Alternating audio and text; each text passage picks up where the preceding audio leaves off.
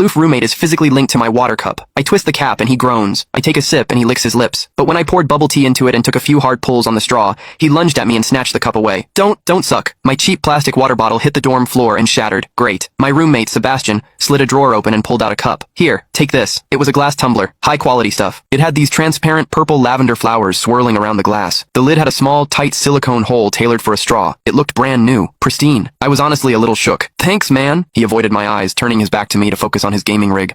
I carefully twisted the lid open. Immediately, a suppressed, low groan came from Sebastian's direction. I poured some warm water in and took a sip. Sebastian sucked in a sharp, jagged breath. His hand on the mechanical keyboard trembled, his fingers slipping off the keys. He licked his lips, looking like he was enduring some kind of torture or intense pleasure. His lips were thin, the Cupid's bow sharp like a knife. Looking at them made me want to bite them. Yeah, okay, I admit it. I'm into Sebastian. I swear to God, before I met him, I was the straightest guy in the state. After high school, my only plan was to get to college and bang a hot, bubbly cheerleader. But the moment I walked into this dorm and saw Sebastian, that plan went out the window. 4 years of college and he's the only one I want to mess around with. But I couldn't tell him. No way. I was terrified that if I spilled my guts, we wouldn't even be friends anymore. Because Sebastian is straight. Like, painfully straight. Only 2 weeks ago, he turned down a senior, a varsity swimmer, total stud, who asked him out. After that, Sebastian came back to the room and sat at his desk with a face like thunder for hours. The guy must be a raging homophobe. Maybe it was because the cup was a gift from my crush, but that warm water tasted sweeter than usual. It had a weirdly good aftertaste. I grabbed a straw from my desk and shoved it deep into the hole on the lid. The second I did, a strangled moan ripped out of Sebastian's throat. He bolted up and sprinted into the bathroom. Weird. We were just gaming. Why the hell did he suddenly need a shower?